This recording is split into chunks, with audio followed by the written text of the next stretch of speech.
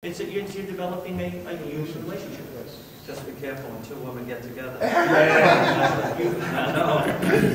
You're being taped. Yeah, I was going to say, you're on tape. What's your wife's name?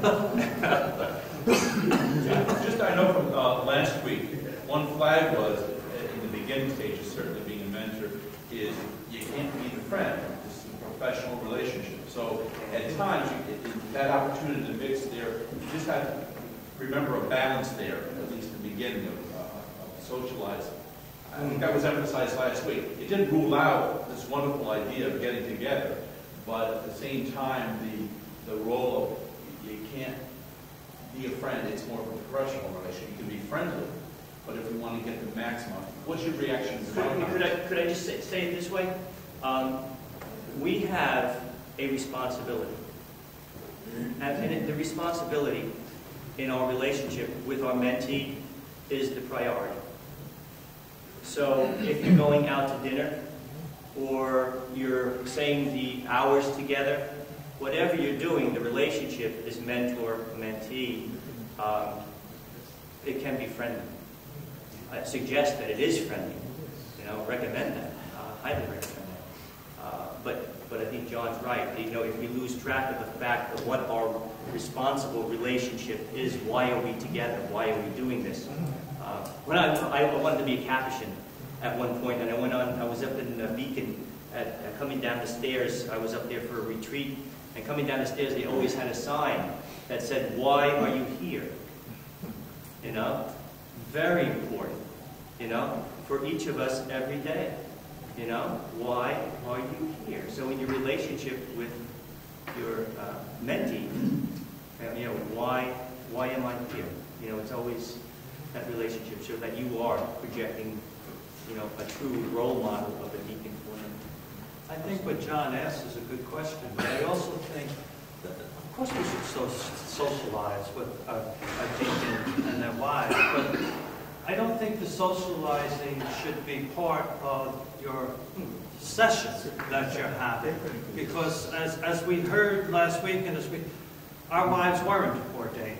And you know what, to be honest with you, if I went out with another deacon and his wife, and we've gone out with John and people like that, if we started talking shop, okay, our wives be like, "Are you crazy?" Okay, my wife might even use stronger words than that, okay?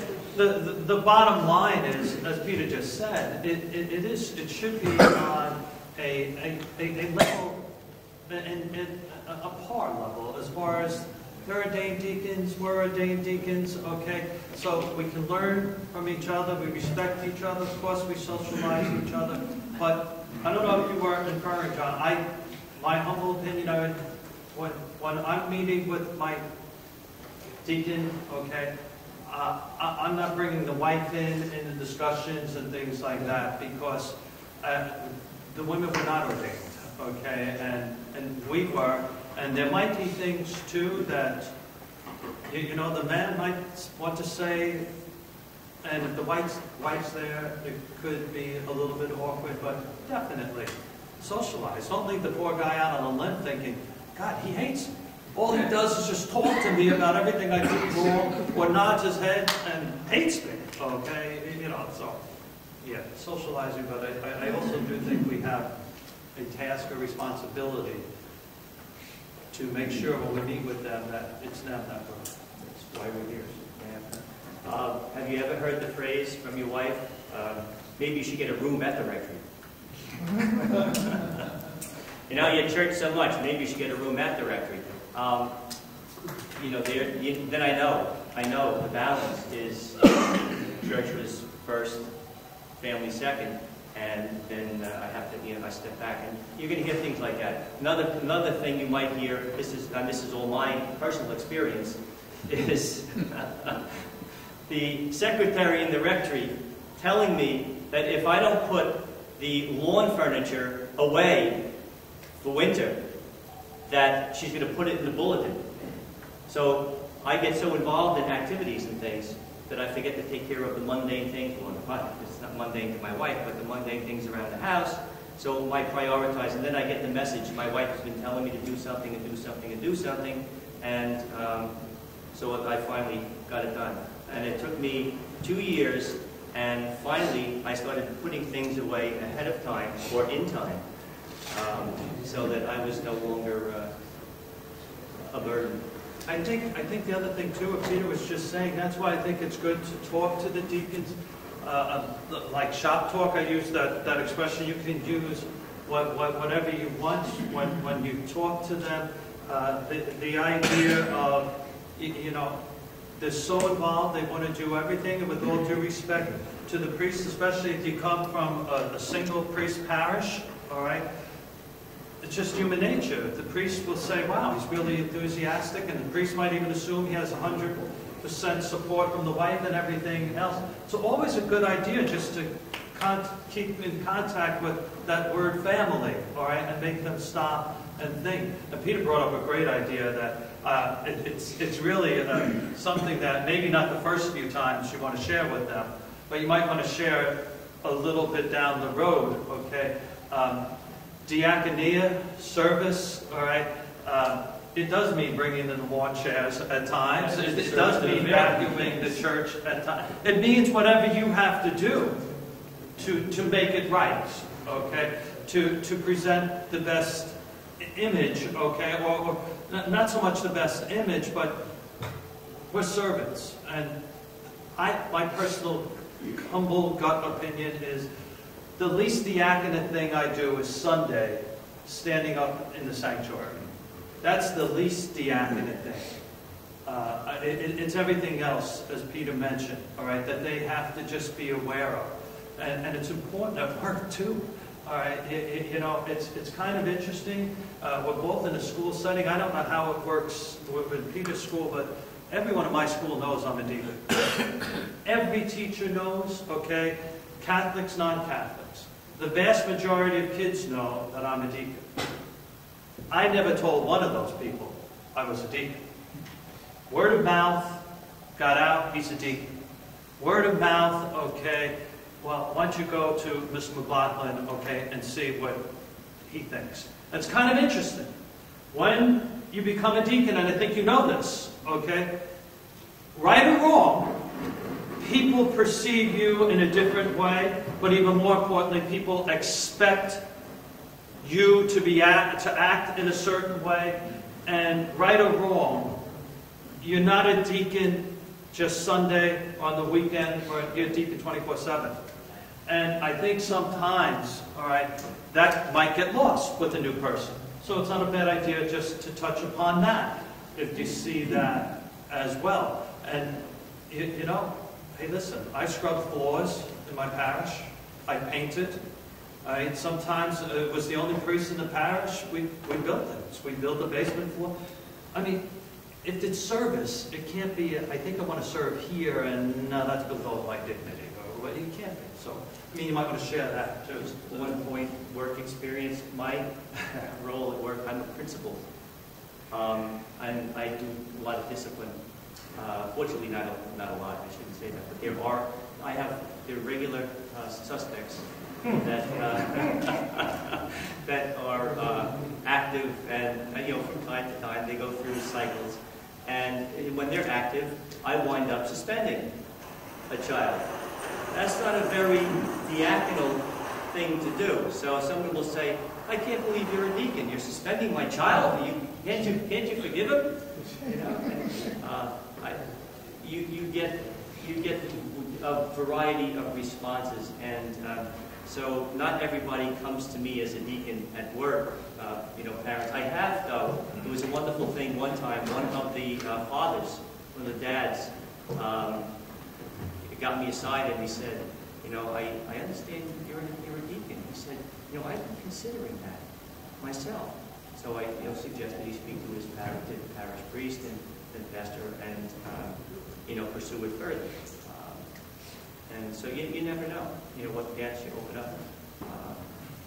It must have been my deacon watch that gave you away. Yeah, I'm retired. When I was working, I had a saying, things will happen on their own, and people got to know who I was, and I was a deacon, and people would come to me from time to time, either for advice or ask you to bless a religious article, and that's fine. I don't know how it's going to sound, but it was almost like having another congregation. But it happens. Things happen. And you are a deacon 24/7. You are, because people get to know who you are, even in your neighborhood and everything. You know, there was a house on fire down the street. And I just, not out of obligation, but I just felt as though I had to go there, you know, and just to offer whatever I can offer. You know. I think Herb brought up something too that's kind of important, okay, that, and I forgot to say it, all right, but it's important that we let our mentorees know that, you know, the pastor really is in charge, okay, the pastor is in charge. Our job is to serve the parish and serve the pastor, at least that's the way I think. We always support the pastor publicly, okay? Privately, if you want to say something, okay, to the pastor, offer your opinion, but publicly, there can't be a divided front. But I think the most important thing is to the men that you're going to be watching over, make sure they establish a relationship with the pastor. We don't have all the answers. Go back. I remember when we went through formation, okay, I didn't buy into this whole thing, okay, but anything like theological or something, go to the pastor, okay? I don't think any pastor wanted, every single time a person asked the deacon, okay, a question centered around the, oh, you got to go to the pastor. I don't think they want that. But I understood what they were trying to say, okay, that the pastor is the shepherd of the parish, okay? So, you know, we shouldn't be the ones that think we have all the answers. Direct it to the pastor, really. I mean, they're going to come to us and ask things probably, if they ask anything to us, like, you know, what's our experience as far as a deacon? How do we handle this and things like that? But if they start asking us things that are out of our realm, that's why they're there. All right? So it's important that we remember that. Just a little insight in terms of what I think is probably going to be the biggest problem sometimes with the new deacons is their family life and their commitment at home and parish and on the job. And this may not work for everybody, but personally, I even got burned a little bit personally because I'm all over the place, and my wife said something, we're going here, or didn't you know, you know. And what I really strongly recommend is that even tell new candidates, new deacons, to even sit down with their wives once a month and go over a calendar and look at what you're doing every week, especially if you're very involved in the parish, and you also have your outside job, and you also have responsibilities. Because, you know, when you're not going to be there at the kids' game because you forgot about it, because you were going to do something for CCD, I mean, those are the things where we as married men can truly help these guys to make sure that those things run smooth at home. Because we have had problems, and it's not unusual. And I think it's important that communication, and sometimes as good as it is, it still gets screwed up. So I really feel very strongly at my own, it may not work for you, but I really feel that they need to sit down with their wives, at least it makes them feel a part of what's going on in your ministry, what's going on, because, you know, when we get ordained, we want to, we're all over the place. And boy, before you know it, you know, we're chasing our backside because we weren't thinking, you know, just a thought. That has always been my problem in keeping the calendar. I'll keep my personal calendar. I've got my work calendar, and I have my personal calendar. We have a calendar in the kitchen that our family things get written on. My calendar's in my computer, and I'm forever forgetting to put stuff on that calendar or sitting down in a meeting. But the same thing happens to me with church also. You know, I have to meet with my pastor and make sure my vacation, you know, is in line with things that he has planned, so that there isn't, so I don't get caught in the middle. Because otherwise, you know, I feel like a rat in a maze. You know, I'm running back and forth. Now I have a conflict here, I have a conflict there, and that creates the most stress. So that's an excellent recommendation. I mean, I like your comment, and when you started, Peter, your talk, you said we have to be conscious of our ego-centeredness. I see deacons is all focused on a relationship. My relationship with my God. If my relationship with my God is straight, my relationship with my pastor is straight. My relationship with my parishioner will be straight. So in that relationship, it is very important that in my prayer life, I have a good relationship with my God. And so if it is a relationship, everything that we have talked about revolves about a relationship. So if we can relate very well with ourselves, God, and others, we'll be okay, Deacon. Real, honest relationships. Yes. An authentic relationship with God. If you are not authentic with God, who sees you and who serves you, you fail. Now, my guidelines for being a good relationship with God is, my check for myself is, what did I do for my parish today? Did I do it to make myself feel good? Did I do it to make myself look good? Or did I do it because I love my God who wants me to serve them? I'm going to just stop here. A little time out, Yeah. for a coffee break and all. Yeah, we're going to check the tape and then. And then we're going to go into a panel discussion. Okay, we're ready. Anybody tie change? Anybody break? Yeah, we break. 5-minute break? 5-minute break, and then we're going to go right into the panels.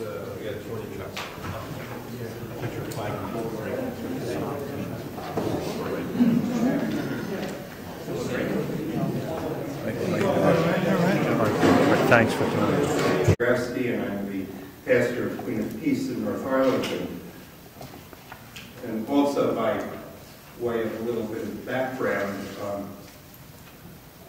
for 7 years I served as the executive director of the Office of Clergy Personnel of the Archdiocese. And one of the offices under the Office of Clergy Personnel was the Office of the Permanent Diaconate, where my good friend, the late Deacon Ed Porter, worked with me for many years. And I have more than a little experience of the diaconate. And I also have 2 wonderful permanent deacons in my parish, along with a transitional deacon who comes to us through the kindness of the Archbishop and of the seminary every year. And I want to thank you, gentlemen, for all you do as deacons in the Church of Newark. I still sit on the personnel board, and we had a very difficult meeting here in this building yesterday to choose pastors for some of the parishes to make recommendations to the Archbishop. And it's getting more and more difficult, and we're spreading ourselves. Even though we have so many fine people being ordained to the priesthood, your role as deacons are becoming more and more vital in the Archdiocese and in your parishes. Somebody very kindly said that, you as deacons work for the pastor. Well, I prefer to think that you work with the pastor. That you work with us in a collegial way through the grace of holy orders. And I just would like to share a few brief reflections with you by by profession. I had been a Marist brother for 25 years prior to my ordination to the priesthood, and during that time I received a master's in high school, secondary school counseling. So I have spent most of my life in the role of a mentor, you know. And I think it's very important that first, when you look at the man who's going to be your mentoree, that you get to know him. That you get to know him, get to know his hopes, his aspirations, and very importantly, his history. And I always used to say that to the newly ordained before they went out for their first parish assignment. Get to know the history of the place. And in the same way, get to know the history of the man, who he is, you know, as open and honest as he will be with you initially. But that's vital, because our deacons come to us from such a diversity of backgrounds, of education, of experiences, and also of pain and of challenges.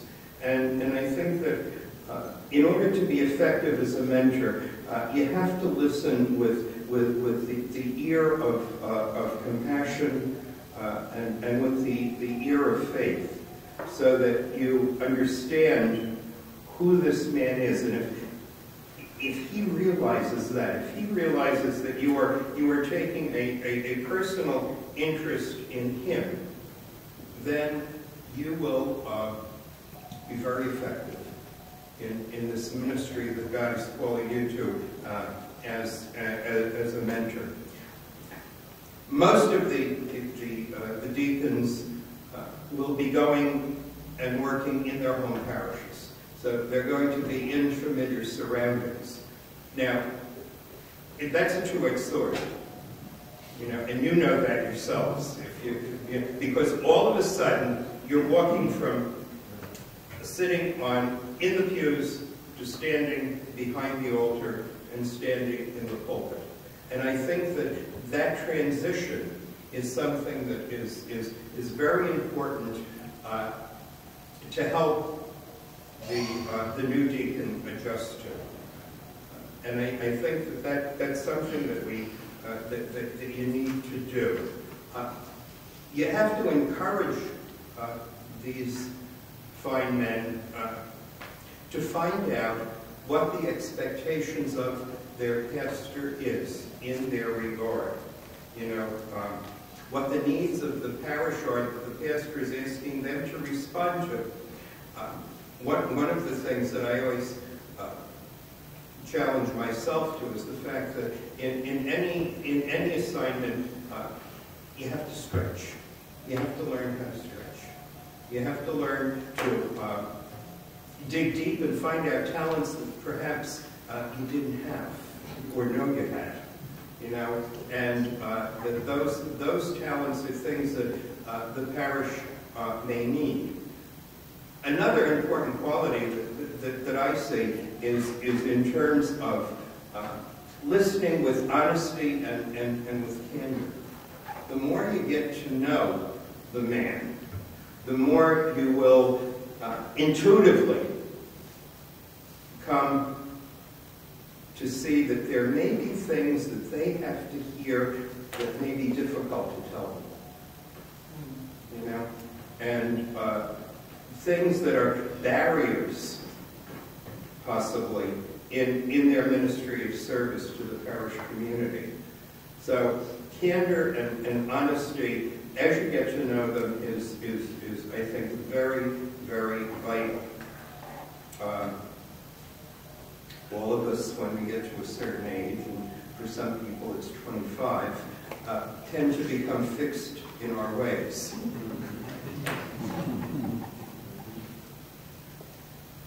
I think we're all looking in the mirror with that one. And I think that's another area where the man needs to be encouraged to stretch and to listen to God speaking to him. You know, whether the man is more prone to one part of the diaconate than the other. I mean, some people are very involved in the service part, you know, and are not too comfortable with the liturgical role.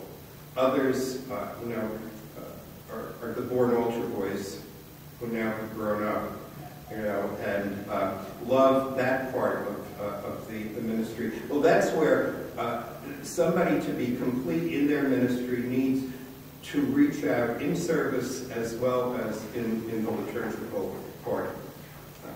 And I don't know if this has been mentioned before, but I think that as a mentor, it's good to, vital really, to talk to the man about his preaching, about the skills that he may have. You know, after the years of formation, and I have to applaud the program. I think that the deacons now are certainly so much well prepared with the program that they're going through. But I think that once you hit the ground running in anything, particularly in this new ministry that they have, that they need to be helped to develop the skill sets that they have, whether it be in the liturgical setting, in interpersonal settings, in dealing with couples in marriage preparation, and dealing with young couples coming for baptismal prep, whatever that might be. It's good to listen to them, to hear where they may have perceived weaknesses, and to help them to build on those.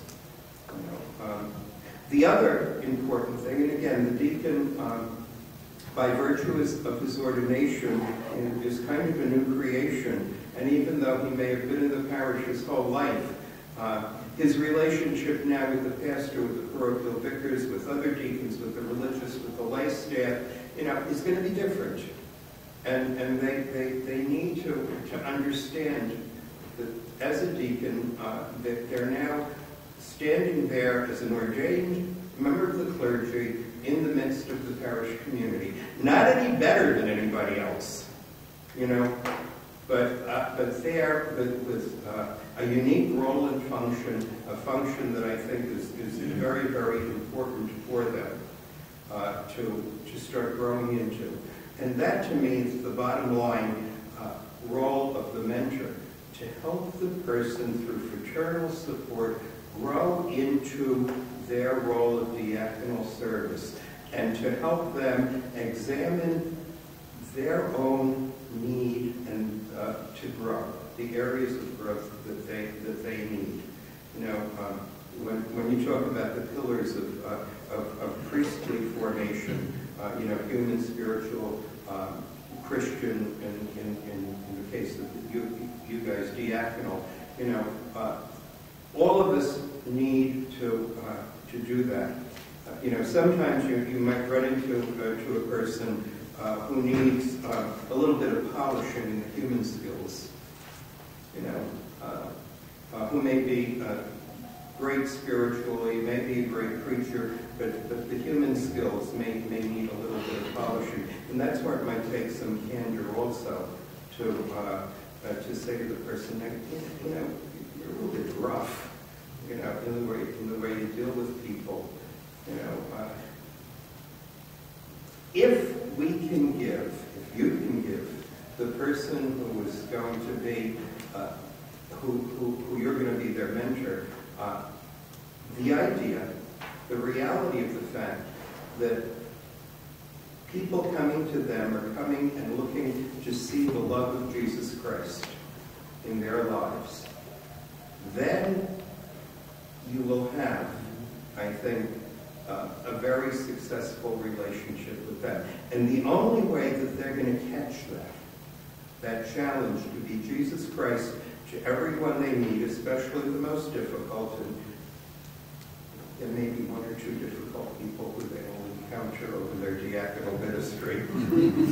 You know, but if they can realize that they are to be the face and the voice of Jesus Christ in a very special way as a deacon, But the only way they're going to catch that is if you, as deacons, are the same. If in your relationship with these men, whether it be on a social level or on a mentoring level, if they see Jesus Christ in you, that you are thoroughly in love with the Lord and with your ministry as a deacon, and that you are concerned for them as a brother deacon, then they are going to really grow and blossom. And that's what we certainly would expect. As a pastor, my expectation of deacons is that they are there to work with us in building up the body of Christ, in service and in love, and the importance of service, especially to the sick, service to the poor, and in their preaching, in their working. All of us have strengths and weaknesses. All of us have particular skill sets that we're better at in terms of ministry. But the important thing is to help people develop the skills that they have so that they can reflect the Lord Jesus Christ and his love to the people with whom they come in contact. Once again, I want to thank you for your ministry. As I said, I'm blessed with one of them is sitting here, Bill Myers, but the two permanent deacons, who I have are just wonderful men and fine examples of